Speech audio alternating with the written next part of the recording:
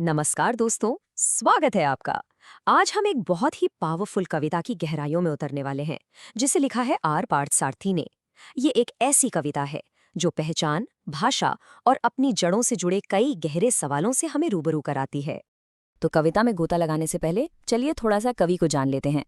देखिए, आर पार्थसारथी एक बहुत ही दिलचस्प कवि थे, जो ना हमेशा दो दुनियाओं के बीच में फंसे हुए महसूस करते थे। एक तरफ थी अंग्रेजी भाषा, जिसे उन्होंने अपनी पढ़ाई लिखाई और काम के लिए अपनाया, और दूसरी तरफ थी उनकी अपनी मातृभाषा तमिल, जिसके लिए उनका दिल हमेशा तरसता था।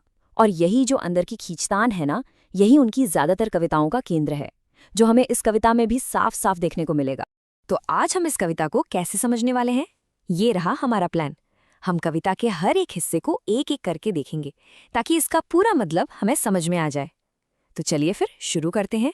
ठीक है, तो पहला हिस्सा, ये हिस्सा हमें सीधे कवि के दिल में ले जाता है, उस पल में जब वो एक पूरी पीढ़ी के बाद अपनी मातृभूमि लौटते हैं। और जानते हैं उन्हें कैसा महसूस होता है? उन्हें लगता है जैसे वो अपनी ही जगह पर एक अजनबी हैं, अपनी संस्कृति से पूरी तरह कटे हुए। जरा इन शुरुआती लाइनों पर गौर कीजिए। माई टंग इन इंग्लिश चेन्स, मेरी जुबान अंग्रेजी की जंजीरों में। ये सिर्फ शब्द नहीं है, ये एक बहुत गहरा दर्द बयां कर रहे हैं। कवि को ऐसा लग रहा है जैसे उनकी अपनी जुबान उनकी नहीं रही, वो एक विदेशी भाषा की गुलाम बन चुकी है, और यही गुलामी उन्हें अपनी जड़ों से दूर कर रही है। और फिर वो कहते हैं द्रविड़ टवेर, यानी वो द्रविड़ डोर जो उन्हें अपनी संस्कृति से बांधे हुए है, वो अब बस टूटने की कगार पर है। ऐसा लग रहा है जैसे वो बहुत दूर खिंच गए हैं, और जो भूख है अपनी संस्कृति से जुड़ने की, वो बिल्कुल भी शांत नहीं हुई है, बल्कि और बढ़ गई है। कविता में आगे कुरल का जिक्र आता है।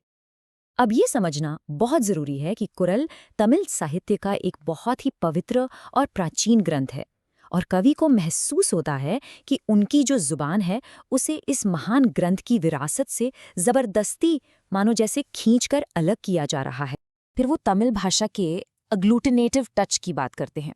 अब ये थोड़ा टेक्निकल शब्द है, लेकिन इसका मतलब सीधा सा है।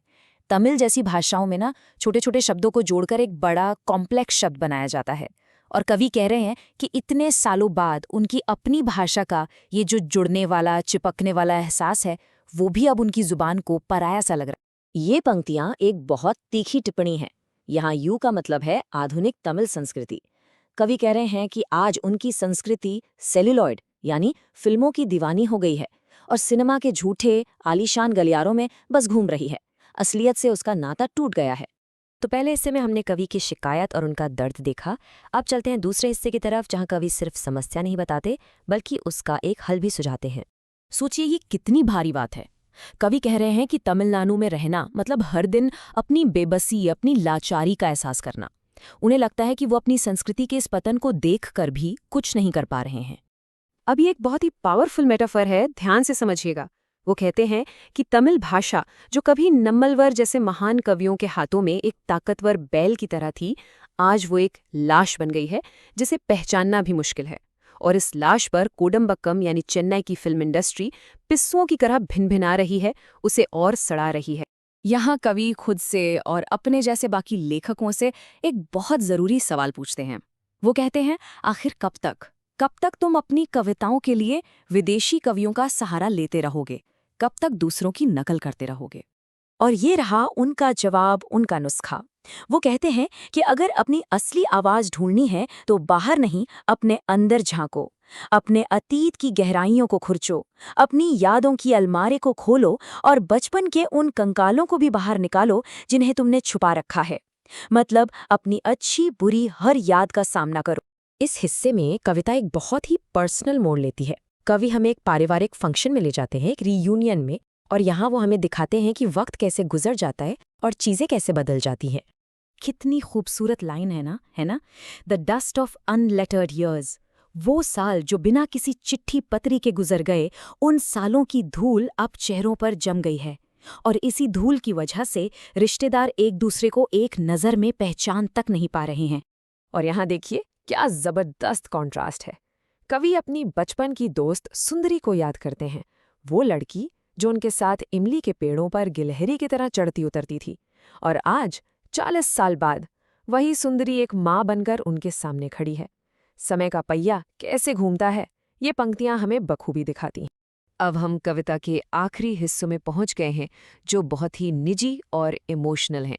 यहाँ कवि अपने पिता की मौत के गम और अपने बेटे के साथ अपने रिश्ते के बारे में बात करते हैं। इस मेटाफर को महसूस कीजिए। एक शीशे का घर कितना नाजुक होता है, और उस पर अगर कोई पत्थर मार दे तो वो चकनाचूर हो जाता है। कवि कहते हैं कि पिता की मौत की खबर उनके लिए उसी पत्थर की तरह थी, जिसने उन्हें पूरी तरह से बिखेर कर रख दिया। और फिर उन्हें एक गहरा एहसास होता है। वो कहते हैं, आज मैं ही मेरा पिता हूं। उन्हें लगता है कि जीवन के इस चक्र में अब उन्होंने अपने पिता की जगह ले ली है। उनके हाथों की लकीरें भी उन्हें उसी रास्ते पर ले जा रही हैं जिस पर उनके पिता गए थे, और उनके बाद उनका बेटा भी इसी रास्ते पर चलेगा। ये जीवन और मृत्यु का कभी ना टूटने वाला सिलसिला है। यहाँ जब वो अपने छोटे बेटे को खेलते हुए देखते हैं तो उन्हें उसमें अपनी ही परछाई नजर आती है।